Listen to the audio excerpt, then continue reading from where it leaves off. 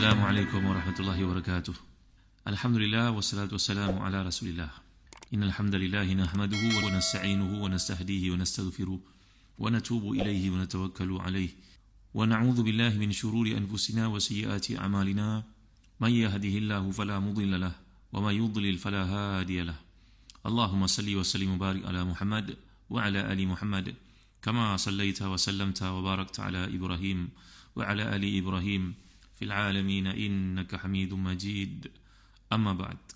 Para pendengar yang dirahmati dan dikasihi sekalian, kita berada pada ayat ke-6 surah As-Saff. Bagi tuan memiliki tafsir Ibn Katsir, turun buka jilid ke-9 muka surat 548. A'udzu billahi minasyaitonir rajim. Wa idz qala Isa ibn Maryam ya bani Israil inni rasulullah ilaikum musaddiqan lima bayna yadayya min at-taurati wa mubashiran bi rasuli ya'ti min ba'di ismuhu Ahmad. Falamma ja'ahum bil bayyinati qalu hadha sihrun mubin. Sadaqallahul azim. Dan ingatlah ketika Isa, putera Maryam berkata, hai Bani Israel, sungguhnya aku adalah utusan Allah kepadamu, membenarkan kitab yang turun sebelumku, iaitu Taurat, dan beri khabar gembira tentang datangnya seorang rasul yang akan datang sesudahku, yang namanya Ahmad. Maka tak kala rasul itu datang kepada mereka dengan bawa bukti-bukti yang nyata, mereka berkata, ini adalah sihir yang nyata. Jadi dalam kumpulan ayat ini menceritakan kepada kita tentang selepas ayat lain mengingat Nabi Musa AS dan kaumnya, kini ayat ini menentangkan pula perkara yang berkaitan dengan Isa AS. Dan ingat juga ketika Isa, putera Maryam, berkata kepada masyarakat kaum Nabi Musa, iaitu Bani Israel, yang baginda temui, wahai Bani Israel, sungguhnya akulah utusan Allah kepada kamu, membenarkan apa yang diturunkan Allah sebelumku, iaitu Taurat, yang telah kamu kenal lama, yang telah mendahuluiku bersama dengan Nabi Musa AS. Ia merupakan pemberi berita gembira akan diutuskan seorang rasul sesudahku yang diutuskan kepada seluruh umat manusia sepanjang masa, namanya Ahmad.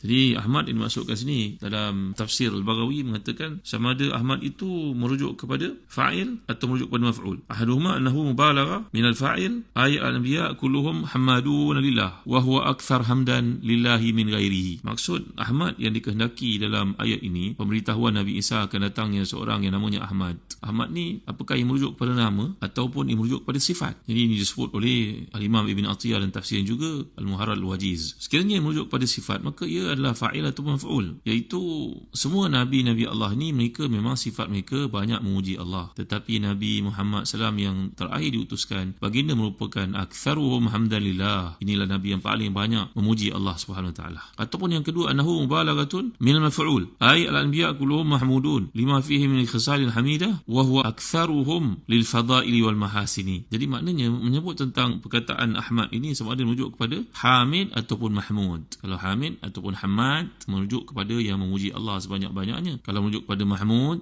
adalah yang dipuji oleh Allah Subhanahu Wa Taala. Jadi mana satu ini maksudkan di sini ataupun kedua-duanya sekali. Jadi kata Imam Al-Baghawi merujuk kepada Nabi-Nabi semuanya merupakan hamba manusia yang paling banyak berzikir kepada Allah, yang paling banyak memuji Allah SWT. Itu pasti. Tapi di kalangan yang paling banyak memuji itu adalah Muhammad SAW sendiri. Maka itu perkataan yang dimaksudkan dengan Ahmad dalam ayat ini. Ataupun yang kedua kata Imam Al-Baghawi lagi, iaitu Nabi-Nabi ini merupakan manusia yang paling banyak Allah memuji mereka kerana keimanan dan kualiti kesungguhan, jihad, mujahadah mereka. Sudah pasti Nabi-Nabi Allah merupakan manusia yang paling mulia. Tapi siapa yang paling mulia di kalangan yang terpuji itu? Nabi kita Muhammad sallallahu alaihi wasallam. Ini seperti dijelaskan dalam tafsir Al-Baghawi. Jadi merujuk kepada yang mana satu sekalipun, maksud yang dikehendakikan itu banyak huraian dikemukakan oleh para ulama. Sebagai contohnya disebut dalam tafsir Tahrir Tanwir oleh Imam Ibn Ashur, petikan-petikan yang beliau bawakan daripada kitab Taurat, kitab Injil, sebagai contohnya bagi membuktikan sebutan nama Nabi SAW dalam kitab-kitab tersebut. Dan dalam tafsir Fathul Bayan oleh Al-Qanuji Al-Bukhari, Imam Siddiq Hasan, bahawa lebih banyak lagi riwayat dikemukakan sehingga Al-Alama Imam Al-Qanuji Al-Bukhari ini dalam Fathul Bayan mengemukakan begitu banyak riwayat, terlalu banyak yang menceritakan bagaimana bukti-bukti itu. Walaupun seperti yang kita semua sedia maklum bahawa Taurat juga Injil telah pun yuharifuna al-kalimat mawadhi'i, Allah menyifatkan golongan penita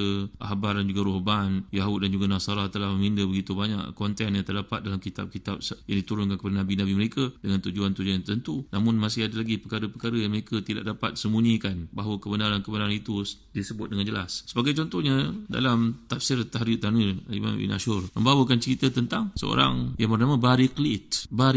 Siapakah Bariklit ini tuan-tuan? Ada seorang bernama Abdullah Al-Mayurqi. Abdullah Al-Mayurqi ini adalah seorang ulama Islam yang berasal daripada keturunan keturunan Spain. Ini berlaku dalam kurun ke-9 Hijrah, sekitar tahun 850 begitulah. Abdullah ni asalnya seorang Kristian yang dulu belajar di tempat-tempat pengabdian diri untuk menjadi pendeta-pendeta ataupun menjadi ketua-ketua agama, menjadi pemimpin agama Kristian. Belajar dengan Pop yang paling tinggi jawatannya di negara Eropah itu. Dia berkhidmat selama lebih 10 tahun, daripada usianya 16 tahun hingga ke 26 tahun. Pada satu hari, Abdullah Al-Mayurqi nama Islamnya, beliau hadir dalam satu pertemuan yang menghimpunkan semua padri besar di dunia. Tapi Al-Qisul Akbar, ini Pop yang paling besar, tak datang dalam pertemuan tersebut mewakilkannya. Maka dalam pertemuan tersebut mereka bincang tentang Bariklit ataupun Fariklit. Maka setiap mereka mengemukakan hujah masing-masing, mengatakan sama ada Bariklit yang disebut dalam Injil ini disebut Nabi Isa alaihissalam bahawa akan datang selepasku seorang bernama Bariklit yang akan menyempurnakan janji, dan juga Allah SWT menurunkannya. Begitulah maksud mafhum daripada kata-kata tersebut. Maka di kalangan padri ini mengatakan Bariklit ini adalah merujuk kepada Yahya alaihissalam, saudara kepada Nabi Isa alaihissalam. Ada mengatakan dia merupakan nabiun lam yadhhar wa lam yu'raf, dia belum nabi, seorang nabi yang tak diketahui, belum zahir lagi. Akhirnya pertemuan tersebut berakhir dan tidak ada kesimpulan terhadap Bariklit ni siapa dia, sehingga Abdullah Al-Mayurqi ni yang berasal daripada keturunan Kristian yang telah 10 tahun berkhidmat untuk Pop terbesar, ketua agama Kristian terbesar di daerah Eropah, di Vatikan ini. Maka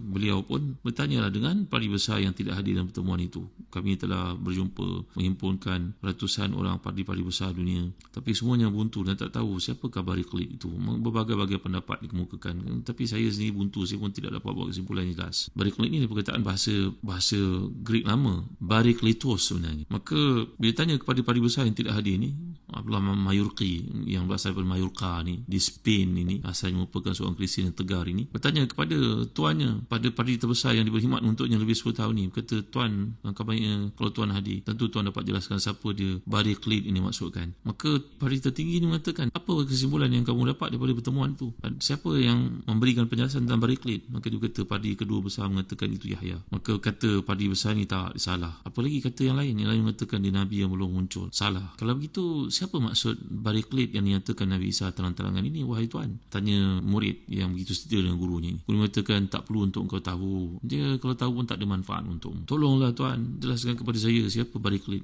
Tak apa, engkau tak perlu tahu, tak penting untukmu. Tolonglah tuan. Akhirnya Mayurqi ini telah pun mencium kaki gurunya, ialah dia dalam Kristian, itu satu amalan mereka. Dicium gurunya ini dan padri yang berkhidmat untuknya ini merayu bersungguh-sungguh, menangis, dia minta, tolonglah tuan, beritahu kepada saya siapa dia Bariklit ini. Saya buntu, saya tak tahu siapa dimaksudkan. Tak ada seorang boleh jelaskan dengan tuan. Dan tuan pun tahu selama saya berkhidmat ni saya bersumpah dengan nama Isa, dia masa tu masih Kristian lagi. Tolonglah jelaskan kepada saya siapa dia Bariklit ini. Akhirnya para pendengar ini mulia Allah sekalian, padri besar ini pun berkata, kalau aku beritahu pada kamu, kamu jangan sampaikan pada sesiapa pun, cukup antara aku dengan kamu saja. Siapakah dia? Maka jawapan itu Muhammad sallallahu alaihi wasallam. Bariklit yang disebut oleh Nabi Isa dalam bahasa Greek lama iaitu Bariklitos adalah seorang yang dipanggil sebagai Kathirul Hamdi, Kathirul Mahamidi, banyak pujian terhadapnya. Siapa banyak pujian? Muhammad sallallahu alaihi wasallam. Ini bahasa Greek lama, Aramaik. Maka budak ini pun, murid ini bertanya pada gurunya, padri besar terbesar di Kristian itu, kenapa tuan tak ikut dia? Kalau limalah tattabi'u, kenapa tak ikut dia kalau tahu dia benar? Maka jawapan padri besar ini, hara'aita ma ana a'ishu ala hadhi, tak kamu lihat aku hidup dengan kesenangan, hadhil jah, hadhi al-amwal, ini semua harta yang aku perolehi daripada kedudukan aku sebagai padri. Kalau aku ikut Muhammad itu, ikut Islam itu, ikut Rasul Arab itu, kat mana aku nak tak dia aku jadi orang biasa, aku kena tidur kat masjid, saya makan pun tak ada. Maka dia berkata dengan nada sarkastik kepada